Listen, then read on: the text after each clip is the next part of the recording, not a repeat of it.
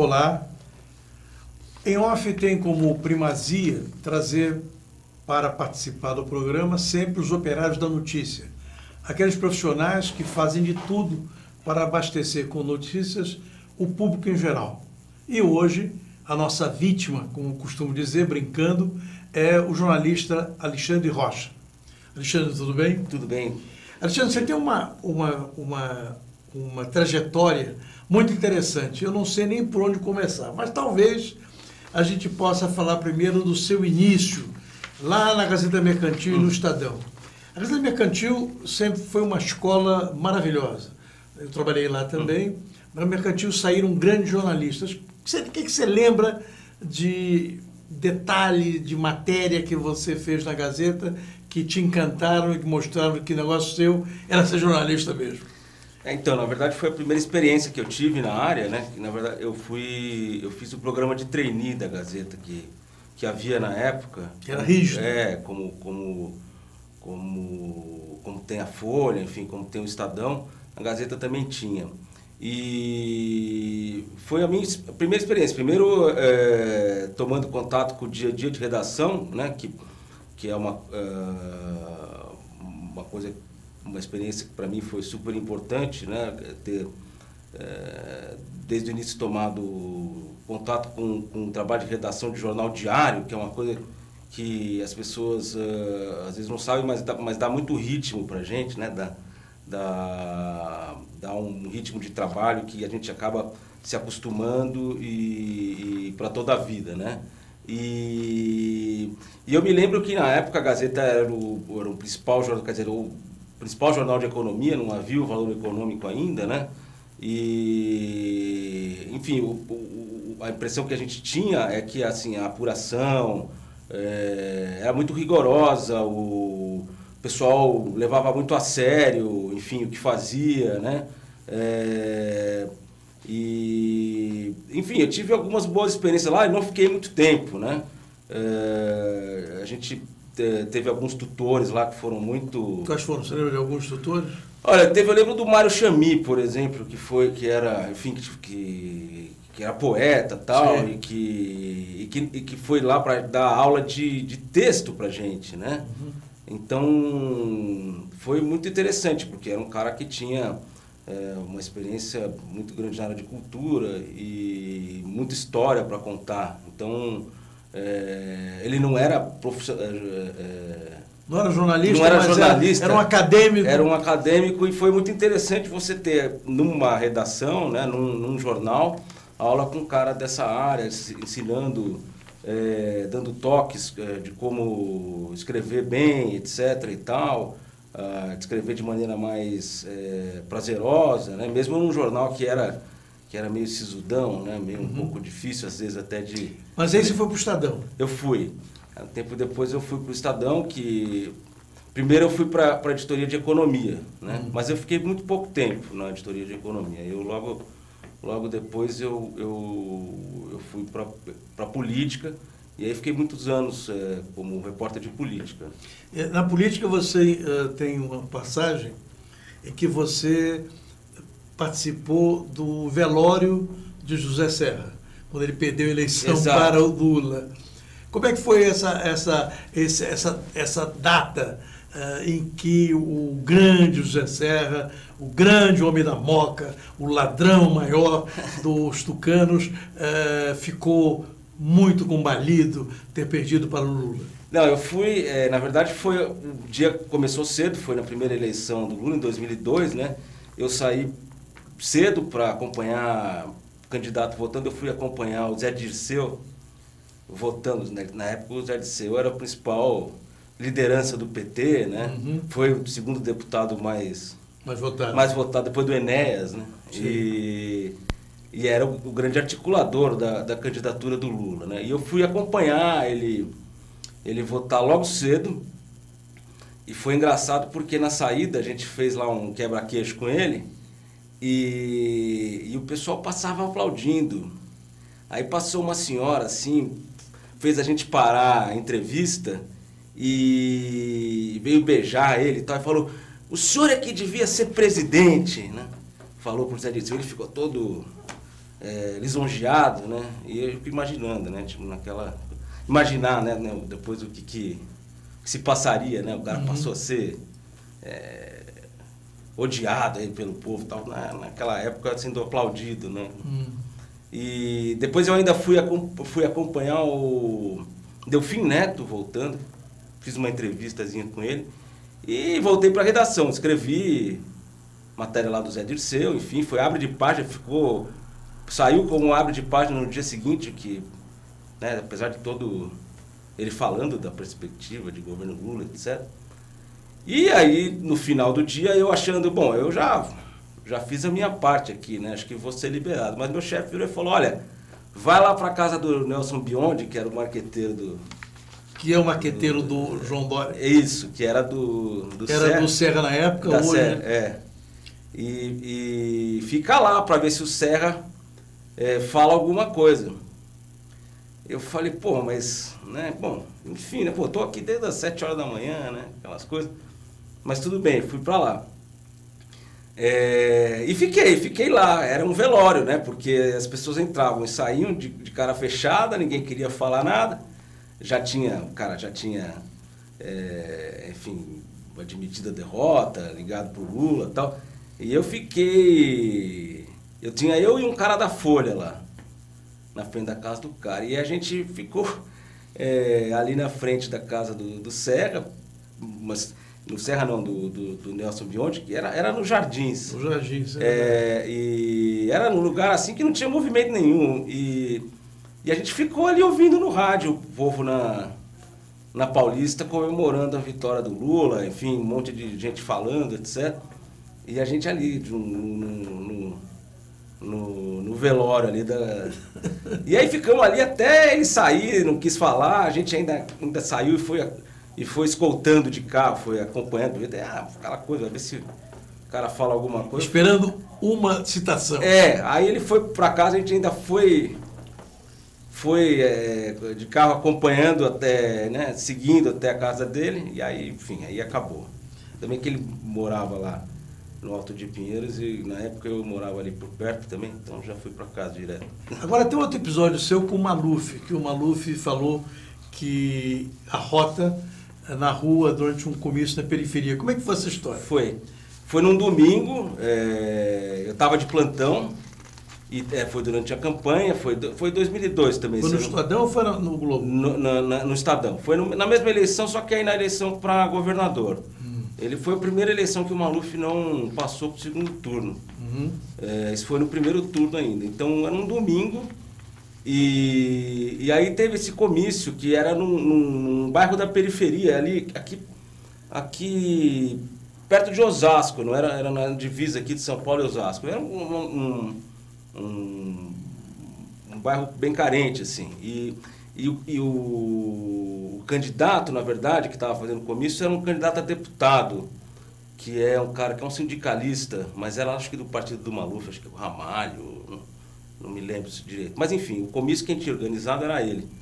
E o Maluf foi lá.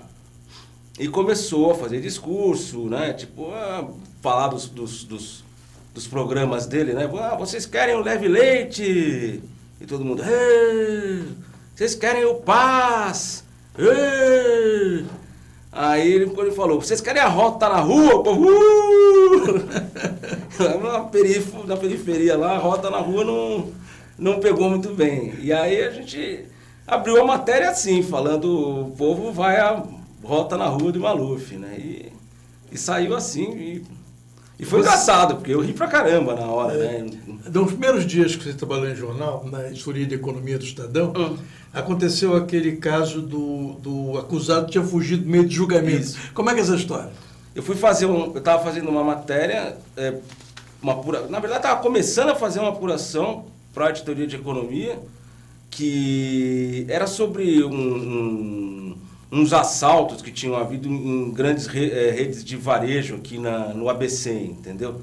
Walmart,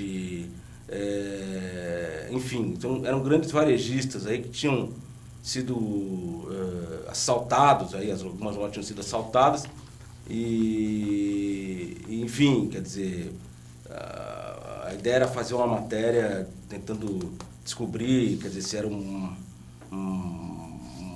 crime, quer dizer, uma quadrilha, uma questão de crime organizado contra grandes varejistas, etc. e tal.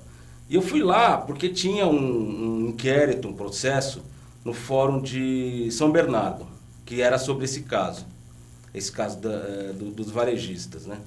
E eu fui lá para pegar informação sobre isso, quer dizer, como é que dizia o processo, o que eles estavam investigando, enfim.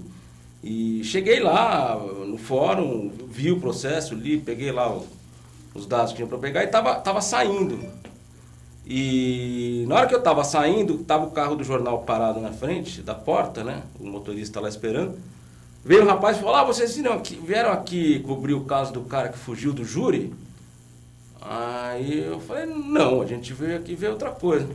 Aí, não, porque o cara fugiu aí no meio do julgamento. Opa! Aí eu falei, peraí, né? Que história é essa? Aí eu voltei, o cara falou lá um pouco mais de detalhes, saiu, e eu voltei e fui atrás da história. Fui falar com o juiz, que era o juiz do caso, né? Que estava no tribunal do júri, e com o promotor. Eles ficaram muito constrangidos, né? Porque o negócio já tinha acontecido uns dias antes, né? E não tinha saído nada em nenhum lugar. Quer dizer, caiu na tua mão. E aí caiu no colo, assim. Eu fui lá perguntar, os caras eram jovens, inclusive, deviam ter a minha idade, a mesma idade que eu, assim. Como é que o cara conseguiu fugir? Então, na verdade, ele estava sendo... o julgamento, ele estava em liberdade, ele não estava preso. Ele foi acusado de homicídio.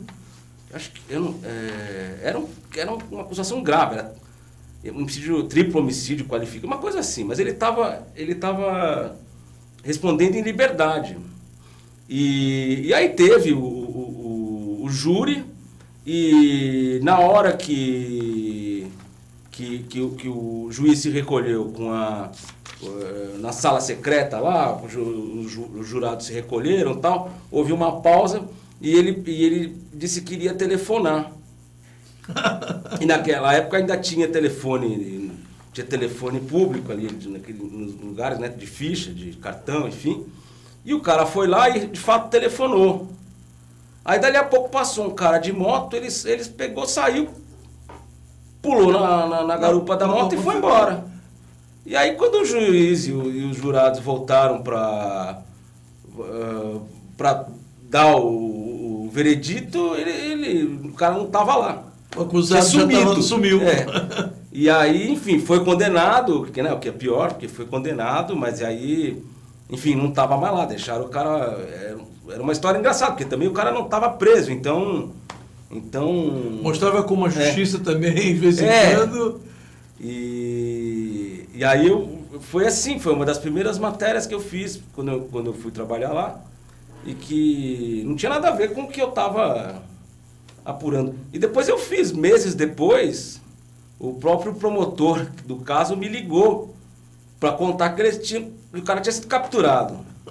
Aí, mas foi uns 3 meses depois, a gente deu uma nota dizendo que o cara tinha...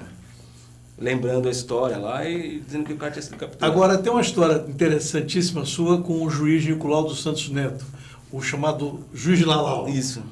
E como é que é essa história aí, que é muito interessante? Esse caso do juiz Lalau foi um caso que eu acompanhei bastante, porque tinha um colega do jornal que estava cobrindo esse caso e ele entrou de férias, né? E aí eu fiquei responsável por cobrir. Então eu estava todo dia entrando em contato com gente que estava trabalhando no caso, gente da Polícia Federal, Ministério Público, da própria Justiça do Trabalho, né, do TRT, e na época ele estava foragido, né? Porque ele foi acusado lá de desviar o dinheiro da construção do Fórum Trabalhista. E aí me tiraram mandado de prisão e tal, ele fugiu, né? E ficou um tempo sumido, né? Então, na verdade, não tinha muita novidade, né? Era aquela coisa, e aí, vamos pegar o cara, não vamos pegar o cara, onde é que está o cara? E aí baixou o TRT, baixou uma portaria dizendo que para os juízes aposentados teriam que se recadastrar para poder continuar recebendo aposentadoria. Ele já era aposentado. E aí falou, bom, então o cara está foragido, não vai conseguir se recadastrar, vai ficar sem receber o dinheiro, né? Quer dizer, a ideia, inclusive, na época era tipo assim, isso vai pressionar o cara uma hora a aparecer também, né? E aí no dia que deu o prazo, apareceu enfim, alguém, o advogado, não sei quem foi, não me lembro na época, protocolou um pedido de recadastramento assinado. O foragido assinou. Pelo foragido. Assim, apareceu do nada, quer dizer, alguém conseguiu aquela assinatura, né? E aí uma pessoa, que era a minha fonte lá, me ligou e falou, olha aqui, ó, tô com um pedido de recadastramento do juiz Lalau aqui, ele tá sumido, mas veio aqui. Quer dizer, não foi ele, mas alguém veio aqui com o papel assinado por ele, né? Claro. Agora tem um negócio interessante que você também conta, que é um comício do Ciro Gomes. Isso. Ciro Gomes sempre foi uma pessoa controversa, porque não tem papas na língua, é verdade, né? E você acompanhou, então, o que aconteceu que você voltou para a redação e a matéria acabou sendo, vamos dizer, censurada? Foi um comício, ele era candidato a presidente, e foi um comício aqui em São Paulo, em cima de um carro de som. Ele começou a falar de segurança pública, né? E aí falou do Tribunal da Altura lá, não, porque hoje o bandido passa a mão na bunda do guarda. Falou isso. E eu fui lá, quando eu fui escrever a matéria, eu fui lá e pus a frase, né? Tipo, a frase era... Né, o Ciro diz que o bandido passa a mão na bunda do guarda. E aí veio o subeditor na época e falou, olha, não dá para colocar a palavra bunda no jornal. Isso em 2000, acho que era 2002, não foi assim...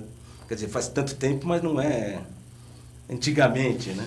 Aí eu falei, por que não? Mas ele falou isso, né? Que foi o que o cara falou. Ah, não, mas imagina o doutor Rui lendo isso aqui de manhã cedo, tomando café da manhã. Eu falei, mas o que você quer que eu faça? Que ponha nádegas no lugar? Então, sei lá. E ficou aquela coisa. Aí saiu B, 3 pontinhos, né? Foi sair. Mas eu falei, bom, mas o cara falou isso, quer dizer... Porque o negócio com relação ao Ciro Gomes, né? Que naquela época ele acho que foi a primeira vez, que não me lembro se foi a primeira vez que ele foi candidato, mas enfim, era mostrar justamente que ele era um cara desbocado, né? Se você censurasse a fala dele, o negócio perdia a graça, né? Então, mas saiu ali. Saiu sugerido. Sugerido. Uma bum. Três... Você está há mais de 15 anos trabalhando para a Agência de Notícias Brasil Árabe. Isso. E você, nesse site de notícias da Câmara do Comércio Árabe Brasileira, viaja e conhece o mundo árabe de cabo a rabo. Sim. Você, dos 22 países, você conhece 18. Exato. E nessas suas peregrinações, vamos chamar assim, você conheceu gente importantíssima. Conheci.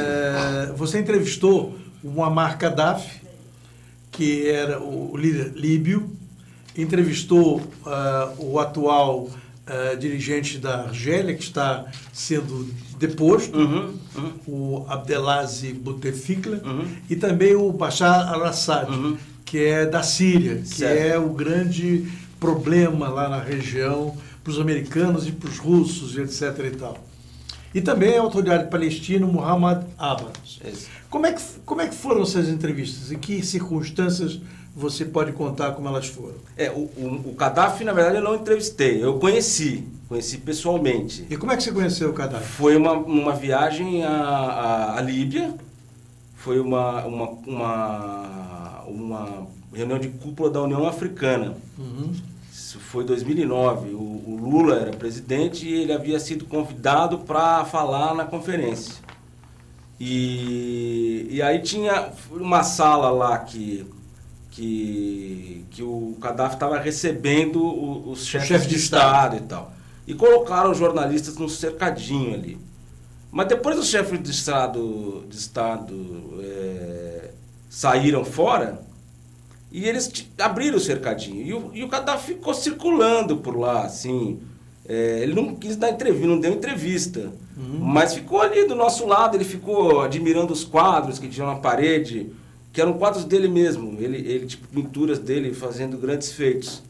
E aí ele ficou circulando ali, tipo, e a gente atrás, tipo, vendo o que acontecia. O que o homem ia fazer. Aí ele parava na frente do quadro, olhava, fazia assim, tal. Era ele mesmo no quadro, né? Parava na frente do outro quadro. Aí dali a pouco entrou, fez um desfilezinho ali, naquele lugar, e depois e o Bashar al-Assad? O Bashar al-Assad, esse eu entrevistei, eu fiz uma entrevista exclusiva. Foi... Do Palácio? Não, foi aqui no Brasil. Ele veio para o Brasil, ele participou de vários eventos aqui em São Paulo, e um dos eventos foi no Hotel Renaissance, ali perto da Paulista. E eu estava lá e fiquei ali esperando, né? Na hora que ele saiu, eu abordei, e sem pedir muita licença, né? Até o assessor de imprensa dele estava junto, ficou irritado e tal. Mas, enfim, ele, na verdade, ele foi muito simpático. E concordou em dar entrevista. E falou lá uns 10 minutos comigo. Isso foi antes da guerra na Síria, né? Quer dizer, então o assunto era... Acho que era a primeira vez que ele vinha ao Brasil, enfim... pelo menos até puxando para o nosso interesse lá na agência, que é relações econômicas e diplomáticas, né, do Brasil com países árabes. Eu puxei a entrevista por aí, né, tipo, falando o que ele tinha vindo fazer aqui. E o Mahmoud Abbas, você entrevistou aonde? Eu entrevistei aqui no Brasil também, quando ele veio para a posse da Dilma, para o primeiro mandato da Dilma. Ele fez porque o governo brasileiro tinha doado o terreno para construir a embaixada da Palestina, lá em Brasília. Então, num dia antes, ele foi colocar lá a pedra fundamental da sede da embaixada. Aquelas cerimônias. E aí depois ele foi para a casa do embaixador do Egito, teve lá um coquetel, um almoço, coisa assim. E eu sentei ali do lado dele e pedi entrevista. Ele deu, foi uma boa entrevista falando. Quer dizer, você é especialista em furar assessoria de imprensa. Você vai lá, bate no cara e diz, pode ser, vamos conversar. Não, porque na verdade, como eu cubro especificamente, né, países árabes, né, a gente está sempre muito antenado, né, no quando tem alguma visita, quando tem, enfim, alguma coisa desse tipo. E a gente também acaba, às vezes, pela agência ser parte de um projeto, de uma instituição que é a Câmara de Comércio Árabe Brasileira, às vezes a gente tem acesso, que a imprensa em geral, porque a gente é um misto de imprensa normal, né, de site de notícias normal, com comunicação corporativa. A gente também faz um pouco serve como canal de divulgação das atividades da... A propósito, a AltV não é só pioneira só na internet. É pioneira também em ter um programa árabe que durante 2 anos nós tivemos aqui, que era apresentado por um sírio, era apresentado diariamente, de 7 às 8 da manhã, durante 2 anos, falado em árabe, inglês e português. Só para você ter ideia da importância que nós da AltV damos a esse mundo árabe, que há 40 anos negocia com o Brasil grandes questões econômicas que agora está sofrendo alguns abalos por causa das viagens do Sua Excelência, o Messias de Realengo, lá para Israel. Agora a primeira viagem tua foi para o Egito. Foi. E nessa viagem ao Egito, aconteceram algumas coisas interessantes. O que você testemunhou? Então, essa foi a primeira viagem. Só para acrescentar o que você está falando do programa aqui, quer dizer, a agência, a AMBA, Agência de Notícias do Brasil, ela foi criada justamente para produzir um noticiário mostrando um outro lado do mundo árabe, fora dos estereótipos, né? Quer dizer, geralmente as notícias da grande imprensa sobre o Oriente Médio, pelo menos naquela época, eram muito assim, ou era petróleo, ou era terror, ou conflito, e geralmente uma coisa vista de uma maneira um pouco estereotipada, etc. Então, qual que era a ideia, né?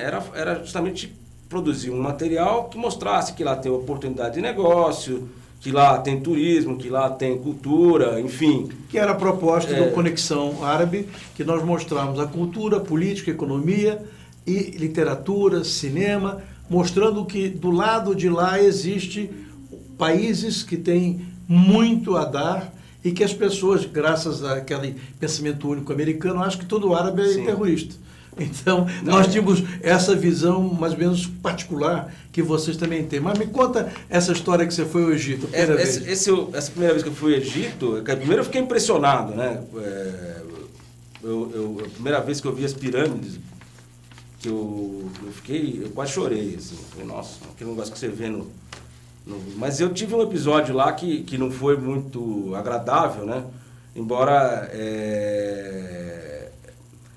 enfim, a gente esteja falando aqui de mostrar outro lado, eu tava com um outro colega, amigo meu, que era correspondente lá no Cairo na época, e o pessoal, amigo deles que estavam lá hospedados na casa dele, a gente foi ao Rana Halili, que é o bazar que fica no centro histórico do Cairo, né?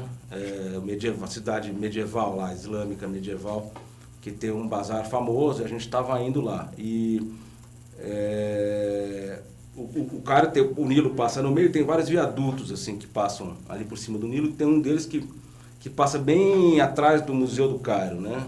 Que é o grande museu lá, onde tem os relíquios de Tutancâmon. E na hora que a gente estava passando ali, bem em cima do viaduto, bem atrás do Museu do Cairo, teve uma explosão embaixo da ponte. Bem onde a gente estava passando, a gente viu uma fumacinha subir assim. A gente falou, o que é isso? Sei lá, será que é um carro que estourou o motor, ou não sei o quê. E aí, na hora que saímos da ponte, pediu para o taxista parar e voltamos a pé para o local para ver o que tinha acontecido. Era um cara que tinha explodido. Era um homem-bomba. E o cara estava lá, todo explodido. E depois a gente ficou ali, aí, né? Esse meu colega estava com uma câmera de filmar, que ele ia fazer umas imagens lá no passeio que a gente ia fazer, e acabou filmando ali, e a gente ficou entrevistando, entre aspas, os transeuntes, mas na época eu não entendia absolutamente nada de água. Hoje eu entendo pouco, não entendo muito, mas alguma coisa eu entendo. E a gente ficou lá, eu fiquei junto com ele lá, ele filmando e gravando o que os caras estavam falando. Eu falei, mas o que esses caras estão falando? A gente não... Falou, não, depois a gente leva lá para a redação e os caras traduzem, entendeu? É o jeito. E aí eu até perguntei para ele, mas a polícia tá ali, ó, tá vindo aí e tal, ninguém vai falar, ninguém fala com aí começou a chegar repórter, né? Repórter local e repórter internacional. E as pessoas só falavam com os jornalistas, isso é uma curiosidade, só falavam com as testemunhas, com as pessoas que estavam passando na rua. Uhum. Não falavam com a polícia. Aí eu perguntei para esse amigo meu, falei, mas escuta, e aqui vocês não vão conversar, o pessoal não vai conversar com a polícia? Tipo, aqui é meio normal, né? Você vai, tipo, cumprir um crime, você chega pro delegado, e aí, doutor, o que foi que aconteceu e tal? E aí ele falou, não, aqui eles não dão entrevista. Depois eles soltam um comunicado oficial. E pronto. Agora tem uma outra passagem sua, você em Paris, voltando da Arábia Saudita. Isso. Como é que você é essa história? Essa aí não tem relação direta com o país árabe. Eu estava voltando, na verdade, de uma viagem para a Arábia Saudita, 2015, foi quando teve a cúpula América do Sul, países árabes lá. Foi a última que teve. E eu voltei via Paris, por alguma razão. Geralmente, quando a gente vai agora para o Oriente Médio, vai por alguma empresa daquela área, né? Mas acho que a tarifa estava mais barata, enfim. A gente foi via Paris. E na volta, eu resolvi parar em Paris e passar o fim de semana. Então eu abri a passagem, reservei um hotel lá e cheguei na quinta-feira lá em Paris, fiquei lá na quinta e na sexta. E aí na sexta eu passei o dia inteiro fora e tal. Fui voltando pro hotel à noite, peguei o metrô, estava voltando pro hotel à noite, o hotel era na Place de la République, lá em Paris, e o trem não parou na estação. Não parou, passou 2 estações, parou só na terceira estação. E no alto-falante a mulher falou, olha, por ordem da polícia as estações tal estão fechadas. Aí eu falei, nossa, que estranho, né? Aí eu saí e fui indo a pé pro hotel. Na hora que eu tava indo pro hotel, começou a passar carro de polícia, bombeiro, ambulância, e os caras começaram a fechar umas ruas ali na frente e tal. E aí eu parei num café e perguntei pro cara, né, pro garçom, o que tá acontecendo? Ele falou, olha, parece que teve um ataque aí. E a polícia mandou fechar e tal, o cara tava lá colocando as cadeiras pra cima da mesa e tal.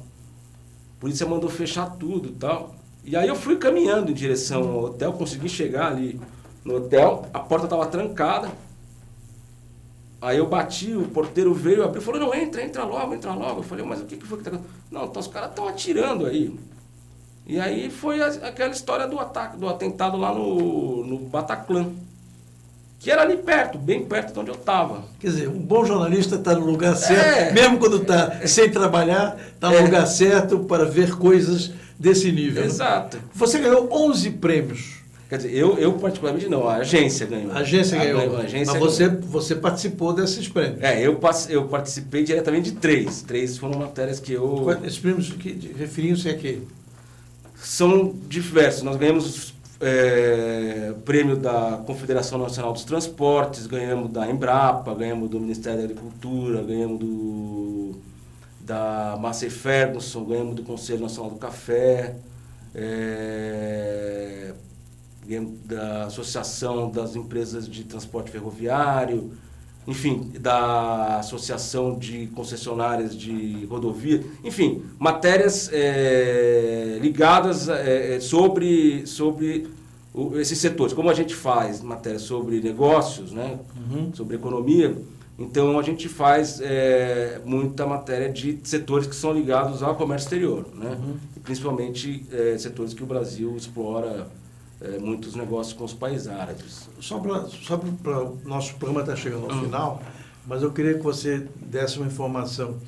Qual é o volume de negócios entre o Brasil e os países árabes?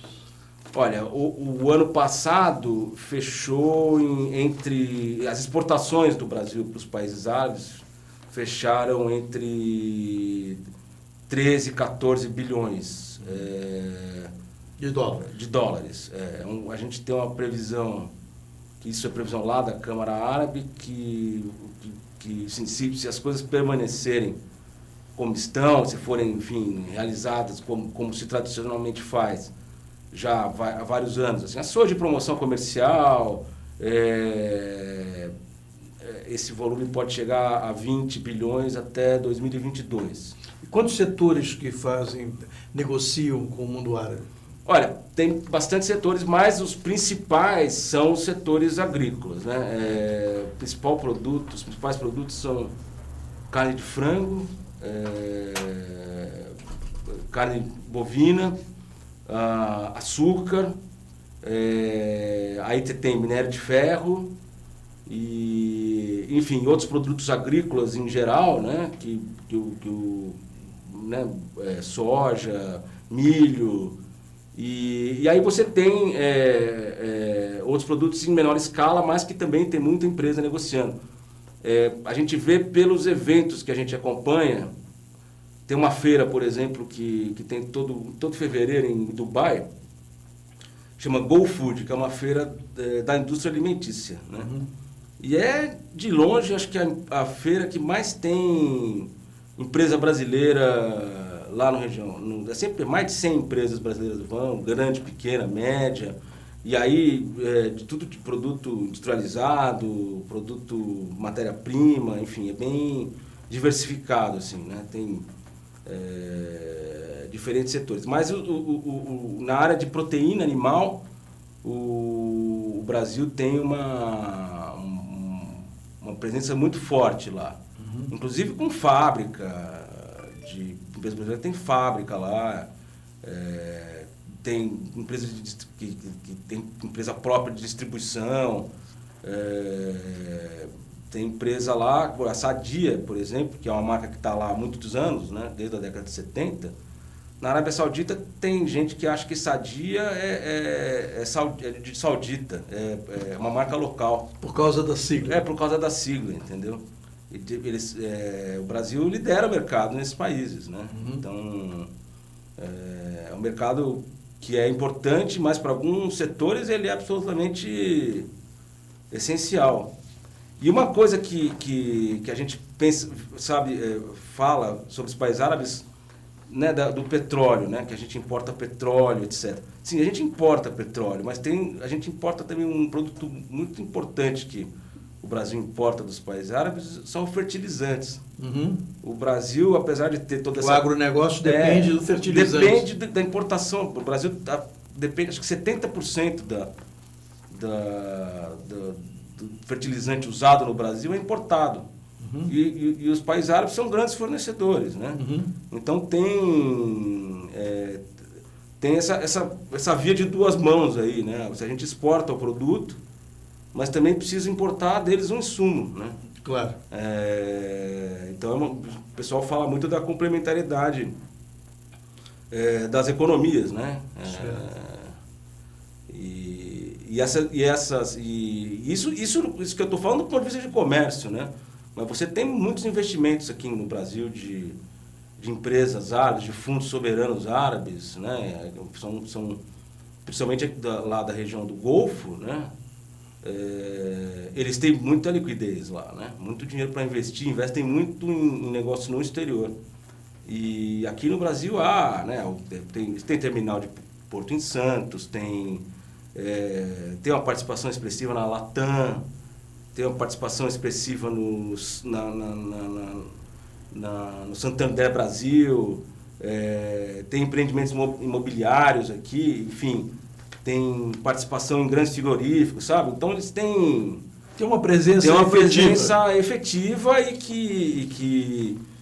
que a tendência é aumentar. Toda vez que a gente vai entrevistar alguém dessa área lá nos países árabes, a gente faz isso com regularidade, ou porque os caras vêm aqui, ou porque a gente vai lá participar de alguma conferência, alguma coisa, acompanhar alguma coisa assim, acaba encontrando muito com esses gestores de fundos, os caras trabalham em bancos, né?